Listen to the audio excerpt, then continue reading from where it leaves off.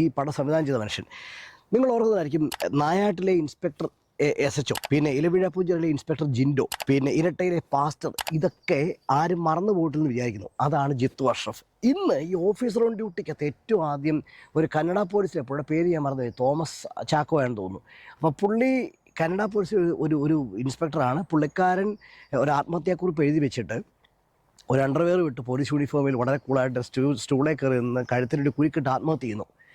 Camera pan ചെയ്ത് തിരിഞ്ഞു വരുമ്പം ഒരു 4-5 പിള്ളേർ പുള്ളി ആത്മഹത്യ ചെയ്യുന്ന കണ്ടുകൊണ്ട് ആ റൂമിൻ്റെ ഒരു മൂലയ്ക്ക് ഇരിക്കുകയാണ്. നമ്മൾ ഞെട്ടിപ്പോവും. അതാണ് ഓപ്പണിംഗ് സീക്വൻസ്. അതാണ് ആ പടത്തിൻ്റെ ഓപ്പണിംഗ് സീക്വൻസ്. ഈ ഇരുട്ടിനി അങ്ങ് കണ്ടിന്യൂ ചെയ്യുവാണ്. അത് ഒരിടത്ത് പോലും സ്ക്രീനിനകത്ത് നമുക്കൊരു പ്രോമിസിങ് ആയിട്ട് ഈ പടം ഒരു ഹാപ്പി എൻഡിങ് ആണെന്ന് കാണിക്കുന്ന ടൈപ്പിലുള്ള ഒന്നും ഈ പടത്തിനകത്ത് നമുക്ക് തോന്നത്തില്ല.